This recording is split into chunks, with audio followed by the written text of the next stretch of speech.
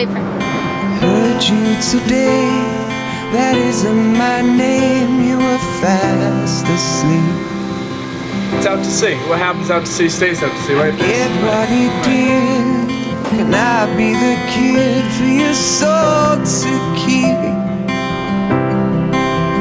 Come on, let's go. Some of us laugh, some of us cry, No, I didn't. some of us smoke, some of us lie, but it's all just a way that we cope with our lives. Yes, sir. 38. Of course, everything's kind of clouded in a cloak of secrecy on the ship. We don't really know exactly what we're doing. There's things you can say, and there's things that we just can't say. And that's really all I can say about that. I keep that one on the wraps. That's right, super secrets. We're on a need-to-know basis, and most of the time we don't need to know. From what I heard, there was a small amount of fuel released into the water supply, and people said they could taste it. I didn't taste it. Some of us lie, If I tell you, yo, this is a secret, man. I had sex with 500 women, all right? It's a secret. Don't tell nobody. You'll bring it up on the camera. You'll drop it. So what about the 500 women you said you had sex with? Huh? No! some of us smoke, some of us lie, but it's all just a way that we cope with our lives.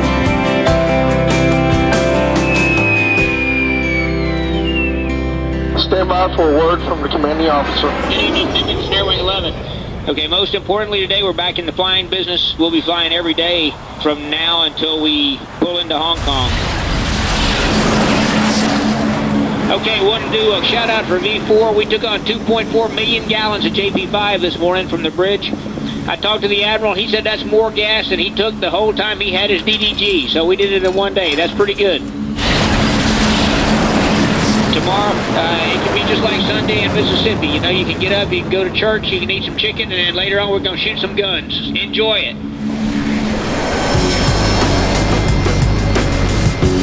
The aircraft carrier is an incredible piece of power projection.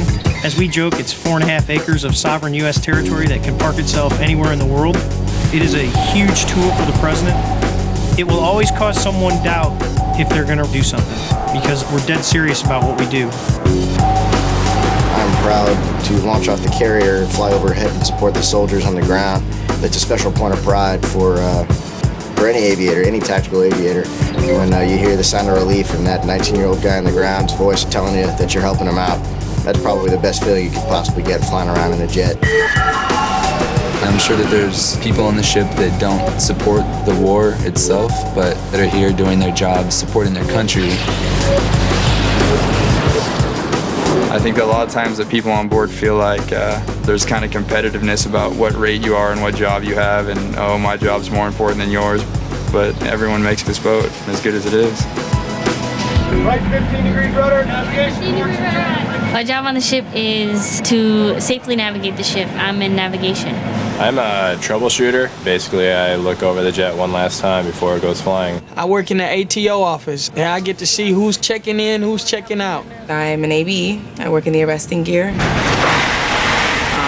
My job's very male dominant. I'm an AC-1, E6, that's an air traffic controller first class petty officer in the Navy. I'm a PH, which means I'm a photographer's mate. Intel photography. I work in the public affairs office. Documenting shipboard life. Ceremonies. Crime scenes. I'm a Master at Arms chief. A Master at Arms is military police, maintaining good order and discipline. I'm postmate third class in the United States Navy aboard the Nimitz, responsible for anchoring ship. Hook a little trick right past the sleeve, because the truth just can't be told.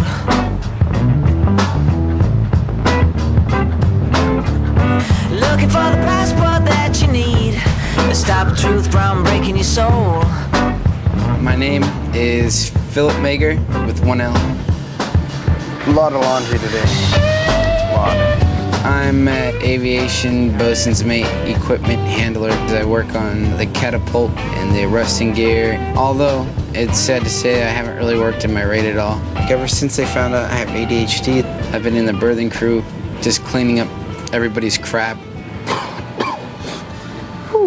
I was 17 when one of my friends, he was joining the Navy, so we went to the recruiting office, and then like a week and a half later, I was in boot camp, and I regret kind of dropping out of high school to join the military, but I got my GED like pretty much as soon as I got in.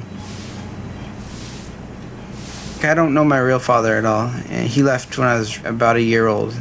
And then when I turned 16, my mom moved in with her boyfriend, but he got killed. Him and my mom got in a fight, and then he tried to go back to his old girlfriend, and the guy that she was with then like slit his throat. Me and a couple other guys in the berthing crew, we have our own little underground laundry service thing going on. Number 16. 16? All right. Where people ask us to do laundry, we do it for them, and they might accidentally drop some money on the floor, and I might accidentally bend over and pick it up and accidentally put it in my pocket. Phil washes my civilian clothes, my boxer shorts, my white undershirts and socks. That's about it. And I asked him, I said, listen, I'll give you 20 bucks if you do my laundry. It's not that big of a bag if you separate my whites from my darks. And, oh, okay, that's fine. I'll go ahead and I'll do that. And I get my stuff back, and my shirts are colored like blue. But, you know, even though I'm having a tough time with Phil right now, we get along pretty well. Have you ever wondered what it's like to follow a piece of trash around the ship and see where it eventually ends up? I guess you could say film for me is like somewhat of a creative outlet. I come out with a new video about every 4 months. I used to work the camera a lot myself, but people always tell me you look better in front of the camera, you know. So I was kind of on the lookout for someone to be my cameraman. And since I knew Phil, I figured, you know what the hell, I'll give him, you know, I'd let him shoot me, you know, and he did it, and he, I think he's filmed 2 videos for me so far with me in front of the camera. You're good. All right. Here we are in the trash room of the ship. I don't know what goes on in here. You tell me what goes on in here? All the trash that goes through the boat gets processed back here. It's pretty much a real dirty job. You guys separate plastics from paper and dump over the side, right? Plastic, paper, metal, and dunnage. And what is dunnage exactly? It's like eggshells, chicken bones, all the stuff that can't be processed like the other thing. Okay, great. And do you like what you're doing now, or you want to get out? Probably. I'd like to get out. I know I do. We have a chute that goes out to the water, right here. We take these dunnage bags full of metal and metal, just throw it right out there like that. Let's take this wood, just throw it out piece by piece, and make sure we're not dropping any plastic out there. The Navy always has been a very good steward of our environment, and you'll find that when compared to the civilian cruise liner industry, we are far more environmentally friendly than those types of ships. We don't dump anything that's like will contaminate the water or anything. Everything we dump is like regular like pans or food that we don't eat.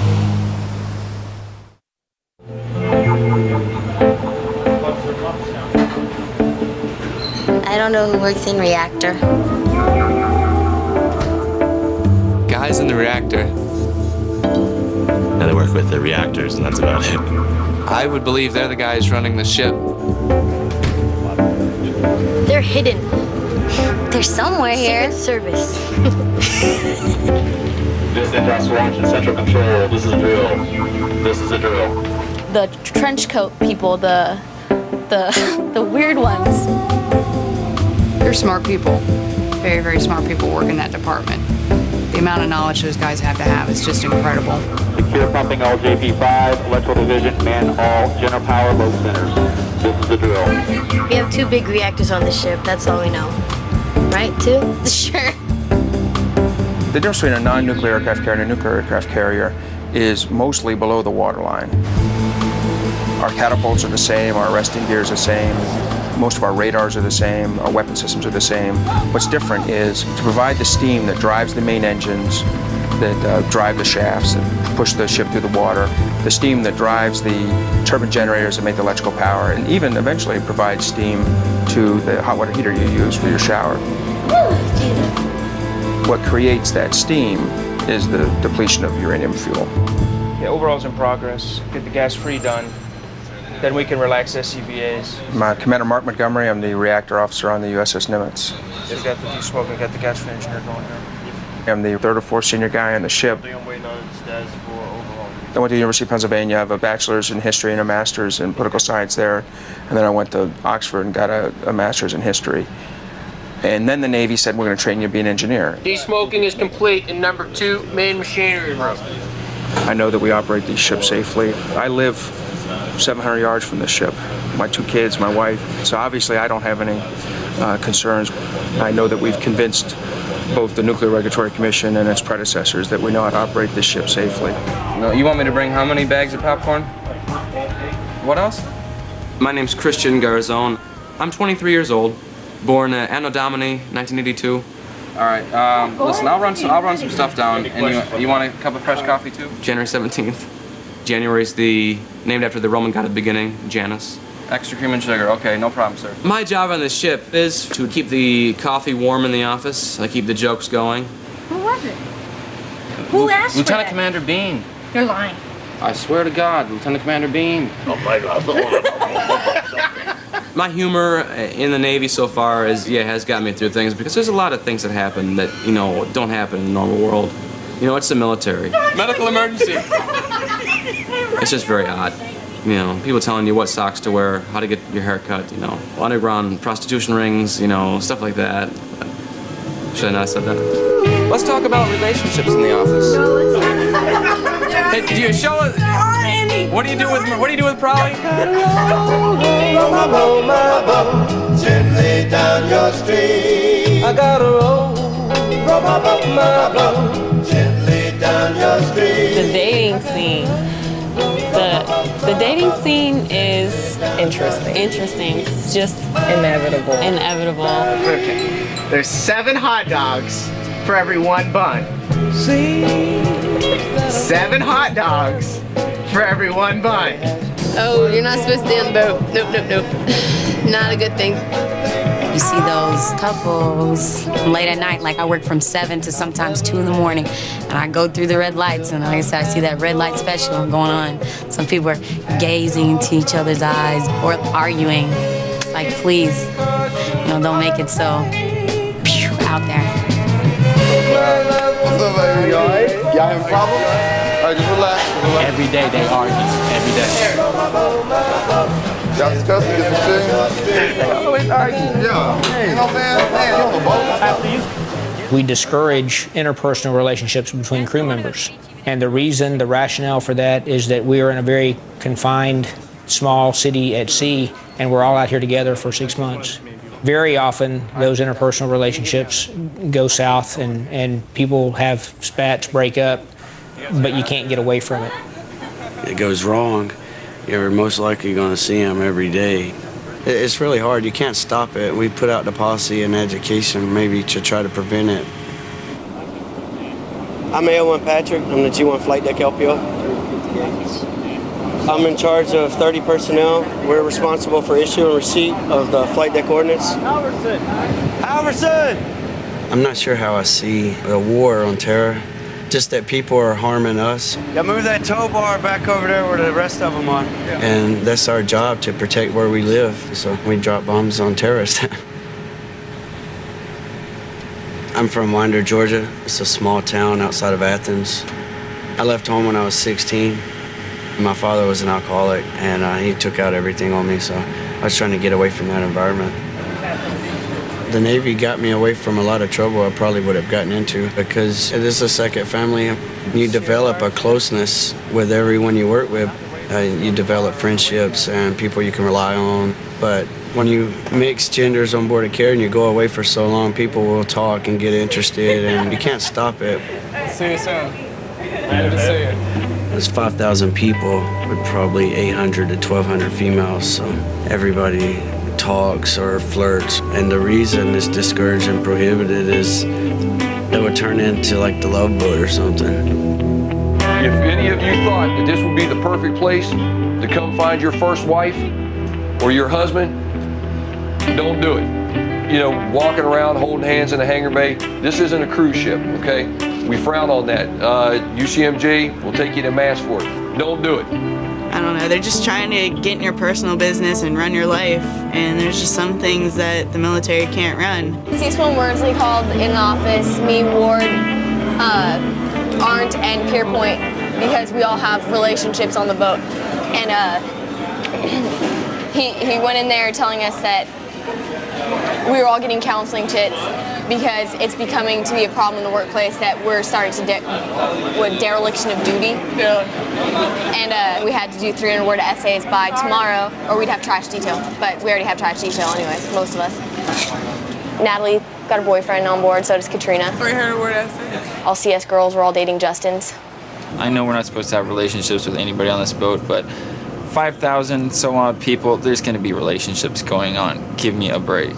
Me and Justin are engaged in the military. Because like everyone does it. I met Justin my sophomore year at high school. I was really unsure of myself. I didn't think he liked me very much as a person because I'd go talk to him between classes and he'd kind of hide and walk away real fast. I was wondering, like, do I have a chance with her? And just one day he kissed me and that was it. When I go see him in the fly hole, like, we'll hold hands or something, but we're not up there sucking face. We act appropriate. We're not touchy-feely. You can tell that we're a couple. It's just we try to keep it on the DL. Oh, he's got his girlfriend on the damn boat with him. How'd that happen? He got the ship. I just put it on my dream sheet. I put USS Nimitz, yeah, because I was in the A school when he got here, and I just put USS Nimitz. It's not fair. He's gonna give you a kiss. Wait. There are many couples that have been on the boat for a long time standing, and our chain of command has don't ask, don't tell policy. But I see a lot of people in the same shops or in the same departments dating just because they are around each other so much, and they become really good friends and they really get to know each other, and you can't stop feelings like that from happening. You work here? Yeah, let's ask Dick Cheney over here. You got the vice president on garbage watch. How's it going, sir? Are you still taking trash? Yes. We got plastic in this one. Where? The CD. I thought the CD was dunnage. It should be dunnage, but it's plastic. They are just like a married couple. Look how easy it is to take it out. Yes, lots of love, then a lot of fighting, and then some more love. But whatever. Because Phil and I certainly aren't, we aren't, you know, funny or anything. We're not lighting our loafers, if that's, no. Nothing like that. Why, have you heard something? He's a good neighbor. He's real quiet. I think he works hard during the day, and when he gets home, he sleeps. Boom. There's some wild parties over there sometimes, but I never ask, you know. Don't ask, don't tell. Okay? Don't ask, don't tell policy is just like it's stated. Don't ask, don't tell. People are not allowed to ask me, and I'm not allowed to tell them. It's all about being in a free country. That sounds gay. Oh, gay. Sounds so gay. This shit is gay. There's so many times that you hear, you know, like, dude, that's so gay, you know, coming from somebody. And they don't realize that a lot of people that you work with are. And a lot of people that you work with are good at their job. It's established, what are you wearing on your finger? It is. See, the guys, they're gay. Their triangle is pink.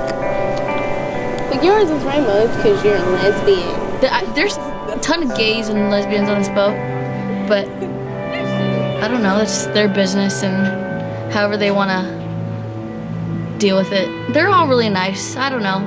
They're all my friends. They're nice people.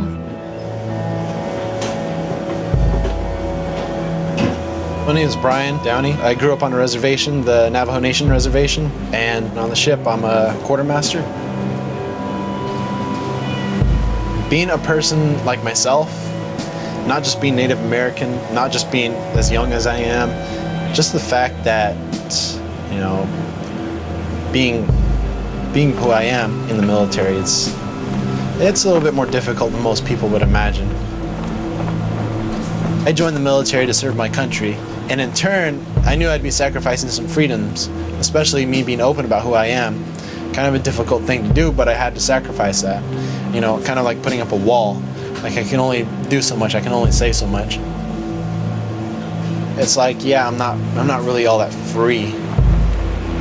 There are some guys that are homophobic, and if they ever found out that they were stuck on the boat with a guy that was gay, there'd be some big problems. But it doesn't bother me. It's just like, do your own thing, whatever. It doesn't really bother me at all.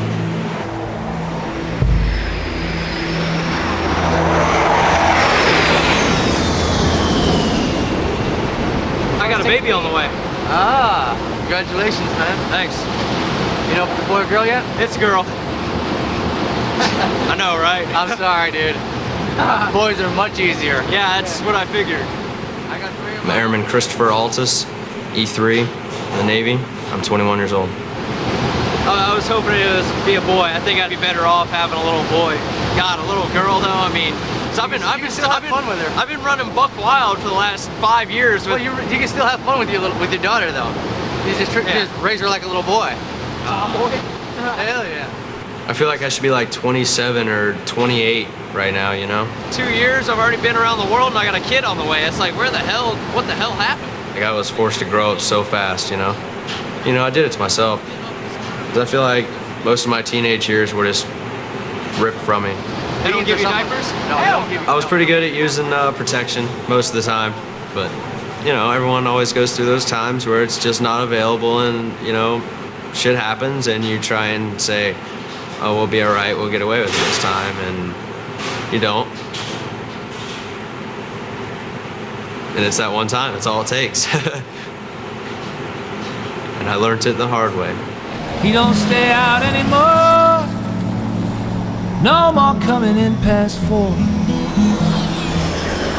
Most nights he turns in round 10. He's way too tired to pretend. Sure, you might find him up at 3, but if he is, it's just a peek. My name is Lieutenant Commander Kevin McLaughlin. I fly the F-18 Charlie on board the USS Nimitz. This is the first deployment that I've had as a parent, and it is a whole different ballgame. Man's a machine, what can he do? It was a brutal farewell. Keep going, though, he's missing you. Keep right on going, missing you. My first cruise I did, I was raging single, traveled the world, had an absolute blast. My second cruise, I just started dating my wife, but it was still pretty fun. It was not the wild, crazy, light your hair on fire sort of thing. There was a little bit more to think about. I have to select from the artistic skill of Declan. Probably take this one and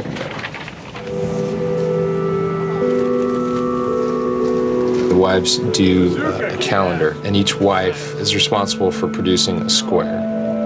The skipper actually has them all, and then one of the most exciting moments of the whole month, the skipper will actually bring out the calendar, and the whole entire squadron is gathered on the calendar looking for pictures of his family or her family. And then, you know, kind of sits there and stares at it, gets sad and walks away. I think my wife is able to sustain this cruise because of the fact that she is a very independent person. I knew that this life requires an enormous level of independence, fortunately so. And dependent wives, dependent spouses have a difficult time. Jen was very successful in the business world. She's an incredible mother. The friction that exists is, I think a lot of times Jen looks at me as the Navy. Those lines get very blurred because I gotta go. I don't want to go, but what choice do I have? I mean, I'm very glad to do it, but from a personal and familial standpoint, it's difficult. Good evening, Nimitz and Air Wing 11. CAG and I are here to take one more shot at getting all the rest of the information out before we pull into Hong Kong. We're about 180 miles from Hong Kong now, and we're scheduled to be there dropping the hook at about 9 o'clock tomorrow morning. I think it's going to be a great 4-day port visit. And I think there are a lot of folks counting on us at many levels of our government to go in there and be great personal ambassadors. So we want to make sure that our behavior and our demeanor in Hong Kong and in subsequent ports reflects positively on the Navy and the nation. And if we do that, we'll be able to have a lot of fun wherever we go. They're gonna go see the Buddhist temple like the first day, and then something about the second day doing what they do or whatever, and then the third day we're gonna go out and get a drink. I was like, screw y'all, man. The first day we pull in, I'm gonna get a drink, because it's been a while. Let me ask you this question. Before you came in Navy, you're in high school or college, whatever, and you broke up with a girl, and it was a bad breakup. She keyed your car, threw bottles at your window, right? I mean, they get pissed off, and we do too, right? You get those psycho girls. So, do you think that's going to happen on board? Yeah. What does that take away? Interferes with the good order and discipline of the Navy. Yeah. Big time. Yeah, absolutely. One of my collateral duties is I'm the coordinator for women and men at sea. And we just make sure they're aware of what's out there as far as birth control and STDs, relationships with mixed gender on board, and professionalism. So going out to the clubs and partying with females you don't know, all the guys, the peer pressure, I know how it is. And everybody's drunk, and you just have sex with somebody you don't know. The next day she says you raped her. It's a scenario. I mean, it happens. I got involved with the Women and Men at Sea program in the beginning because I'm a psychology major, and I was interested in talking with young sailors and whatever. I like coaching. I don't have any kids, so maybe a fatherly feature, just, you know, helping out. So be careful, make good decisions, don't get in trouble. Anybody got any questions? Comments? Concerns? That's all I have, all right? Let's get the chairs fixed. Aviation Ordnance First Class Petty Officer Bob Patrick. He just got the potential of being a great officer and a great leader. Always willing to lend a helping hand, to train, to mentor. His goal is to be a commander. His goal is to be a gun boss. He can attain it. He just got to stay focused. He was selected for Senior Sailor of the Quarter for Weapons Department. He was then put up for Senior Sailor of the Quarter for USS Nimitz. He won. Then he was put up for Senior Sailor of the Quarter of Carrier Strike Group 11. He took that one as well. First aviation ordnanceman to do that on board here in the entire time frame I've been on board. Petty Officer Patrick's professionalism, initiative, and loyal devotion and duty reflect a credit upon himself and were in keeping with the highest traditions of the United States Naval Service. Signed, Peter H. Daly, Rear Admiral, United States Navy, Commander, Carrier Strike Group 11.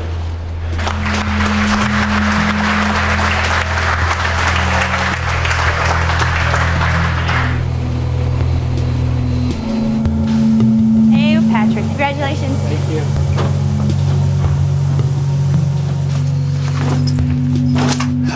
See, I got a pack for Hong Kong. These are my undies. Boxers. No grapes. Jen decided to come over, you know, for the obvious reason that we want to see each other. And it helps to break down the cruise. As predicted, way too much stuff. 1, 2, 3, one night. Too much by one. All right. You know, so I'm extremely excited Jen's coming. I wish Declan could come too. You know, certainly to kind of get us all together. But sometime it's better than no time.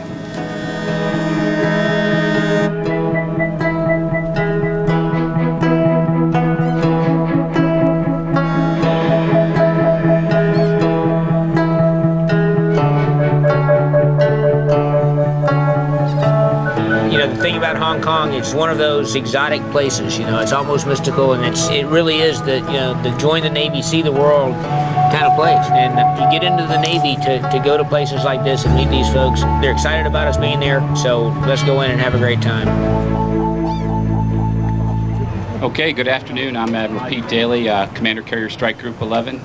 It's a pleasure to be here, and I'm ready to take your questions. Do you carry nuclear arms at any times? It's not the policy of the United States to carry nuclear weapons aboard attack submarines, our surface combatants, and our tactical aircraft. That said, we don't discuss in a particular case the presence or absence of those weapons on any particular ship, aircraft, or submarine. Hey, Pen 3, go down below and put a shirt on. Go get a shirt on. What is this? Hey, shipmate, go change clothes. Go change clothes. Shirt and shorts? Yes. Pulling into port after being out to sea for a month is like a kid in a candy store, actually. What's going on? We got 2 damn lines here. Riding your first roller coaster. New line. I'm already signed out. This line is going to be kept clear. You get at the end of the line. I'll let you go when it's time for you to go. You understand? It's exciting. Okay, so what's wrong with the shirt? The one I'm wearing right now? Yeah, can I see skin? Arms. I'll go change. For one, most of us have never been on a cruise before. Most of us, this is our first cruise. And then when we finally get off the ship, most of us, not going to say all of us, but most of us go straight to the bar. It's the place to be. We bag them and tag them. Bag them and tag them. We're in another country, and we're in somebody's backyard. We're in somebody's house. It's kind of like if I'm coming over to your house and I'm going to visit. I mean, you don't want me just coming through the front door, you know, getting drunk, laying out in the living room, you know, and then I get up when I want to, throw up, move around the house. I mean, we need to conduct ourselves like our taxpayers are paying us to do. I don't want the slow boat to China, I want the fast boat to China.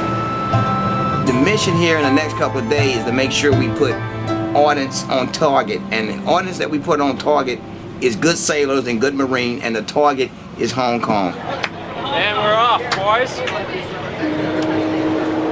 That's the best view of the carrier right there. Leaving it. She is gray tank top, arm on her hip right there. Just turn to the right.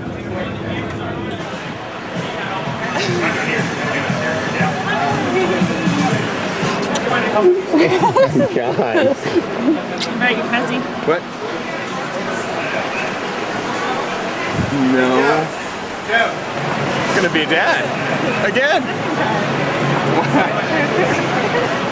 Oh my God. Isn't that crazy? I'm pregnant. That's awesome. Better looking than you. Yeah, well. Did he know? No, he had no idea. That's why I came over here to tell him. Did you really? Yeah, that's why I just decided in the last week to come over, because it was a total shocker for me. Yeah, where are we now? Here's Calhoun. What line are we on right now? Well, what's this? Almost every squadron has some sort of outfit when they go out as a group in civilian attire that they'll put on. Bowling shirts, t-shirts, Hawaiian shirts. It doesn't exist. We're 7. So we decided to go out and try and find some red leisure suits. We got 21 guys that are going to get the same kind of deal. We're looking for like the big collars, jacket, and pants. 21 of them. 21 suit? Yes. No, I'm not kidding. 21 suit? 21 suits. We're not kidding. All exactly the 21 same. suits. 21 suits. Whoa, where'd you get the beer? They had down on the counter, so I grabbed one. Do they have polyester here anymore? I'll give you 120. 120?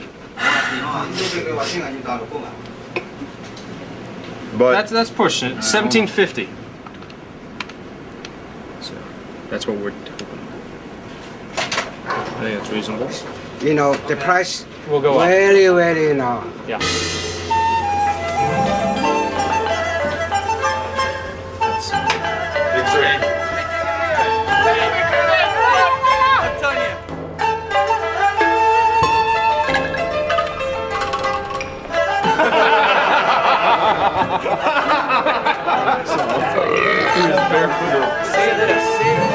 I don't know what I ain't worried about it because I don't want Oh, it's another. Listen, right here. We're all aviation ordnance men. We sleep together. We're all in the same room. brothers, dude. They're from all over the place. I mean, I have no idea. I mean, they're people you get to really know over 6 months through the most stressful time of anybody's life, man. This is it. That's what I said. I said you better go through about an hour. I mean, what the are we without ordnance men? What are we? What are the jets taking off the flight deck every day for? What are they doing? They're not going to They're blowing shit up. Fly. They're going to blow shit up. They're trying to piece through power, piece through strength, you know? For the record, the military is the only thing I have in this life, and I will do what I'm told when I'm told. No, you won't. No, I will. He's down there drinking. I got a kid on the way. I'm staying in. I'm staying in, no matter how much, no matter. All right, guys. I'll see you back on the boat.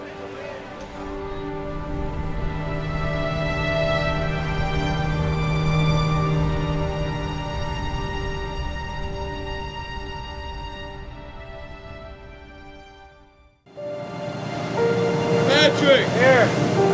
I'm on restriction now. That's what the badge is for. Was at the pier in Hong Kong, getting ready to come back to the boat. To make it short and blunt, I had sex with an airman.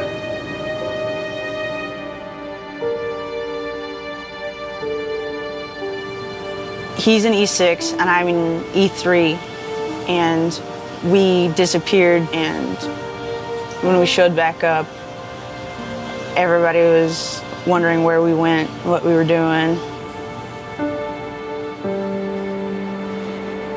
I looked back behind me and Medina was like covered in like grass, it was dirt, and you know, everything. I'm like, wow. I turn around, I'm like, yo, Medina, what happened? You know, her eyes are watery, she's tearing up, she's just like, turn around. Relax, man, relax. I wasn't really friends with the girl, and we didn't have a relationship prior to this happening. It was one of those things where we're both in the wrong place at the wrong time, and shit happened.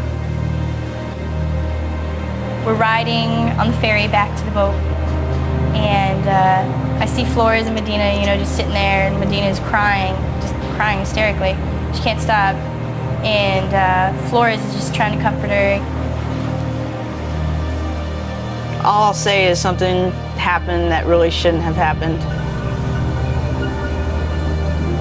When she started crying and she talked to her friend, and her friend said, what happened? And she told her friend, what you think happened?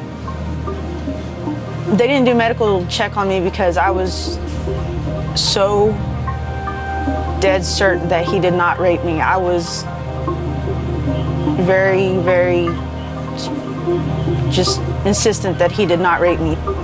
They asked me, and I was like, no, he did not rape me.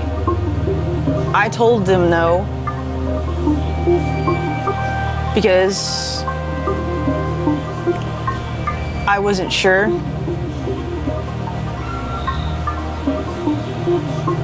And I'm still not sure to this day. But I couldn't let a man go down for rape if he didn't do it. I wasn't drunk, but I was definitely influenced by alcohol. If I had not have been drinking, I could have made a better decision or not put myself in that situation. Alcohol is ugly, and I never realized it until it gets the best of you. And you do make bad decisions and do things you wouldn't normally do. How we doing, Siggy?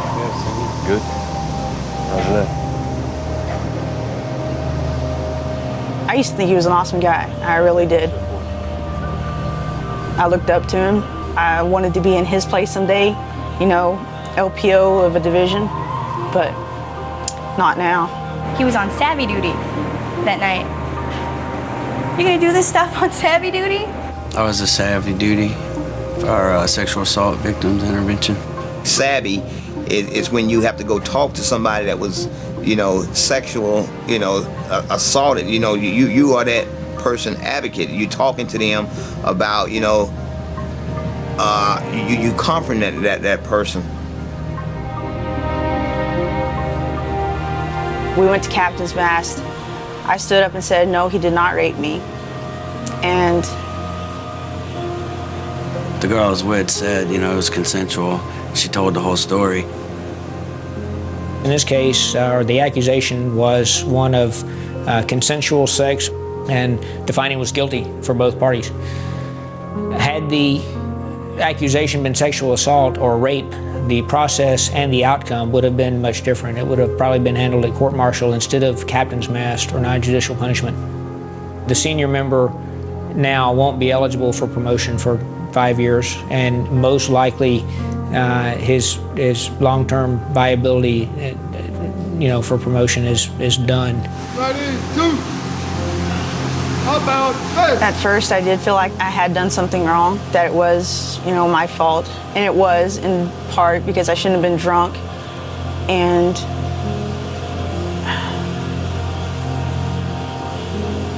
but I also know that if I hadn't stepped up and said, if I hadn't stepped up and set things straight, I could have ruined a man's career. But it made me feel better knowing that I didn't do that. I haven't talked to her since, and I've seen her around a few times, but I'm not prohibited from talking to her. I just didn't have the concern. Medina! News on this boat spreads real quick, so everybody knew what had happened and what we were on restriction for, and I just wanted to hang my head in shame and cry every time I mustered and saw this man on restriction with me. Patrick! Here. I told him afterwards that I was very, very, very disappointed in him as a leader. I was very, very disappointed in him as a person, and I told him I was very disappointed in him, all around. He need to understand that he don't have a future in the Navy. I did make a choice. I admit that. But there's also this point where you can drink and drink and drink. That's where I messed up. But everybody knows that when you're drinking, there comes a point that everything, your conscience, everything that you freaking usually worry about goes away. Just doesn't exist. And you start to forget stuff, and when you're away from home, you're looking for somebody. It's just kind of like it's human nature. You want to be comforted, and shit happens. For me, it was just a big embarrassment, because one day I'm the senior sailor of the quarter for the battle group, and everyone knows my name, and I'm friends with everybody. But then when you mess up and get in trouble, you're just somebody else.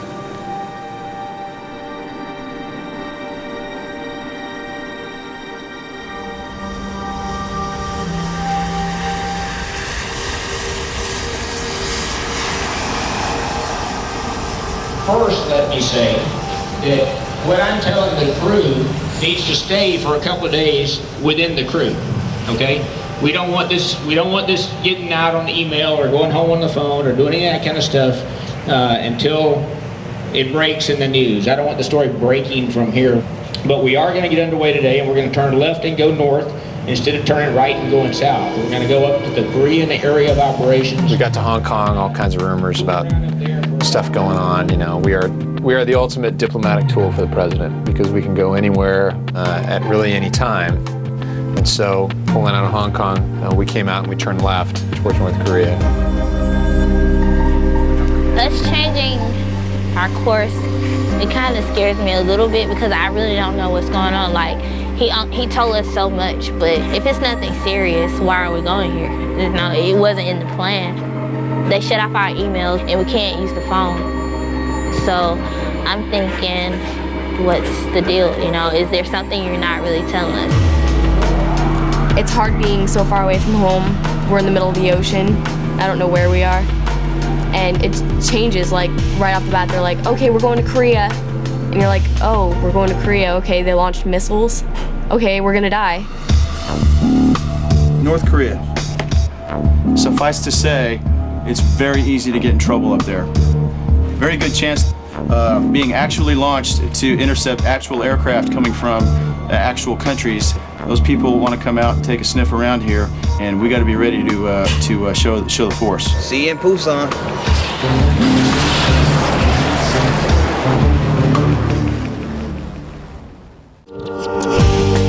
Look out for National Geographic wildlife at its savage best. Wild Wednesday, every Wednesday on the National Geographic Channel. Next time on Carrier. We're entering an area that's frankly full of terrorists. People are dedicated to killing you, and they're willing to die to do that. I'm getting kicked out of the Navy for racism. I have 2 accounts against black guys. That's the way I was raised, man. Whenever I get drunk, you guys tell me, right now, and I'll be all right. You're drunk, Alan.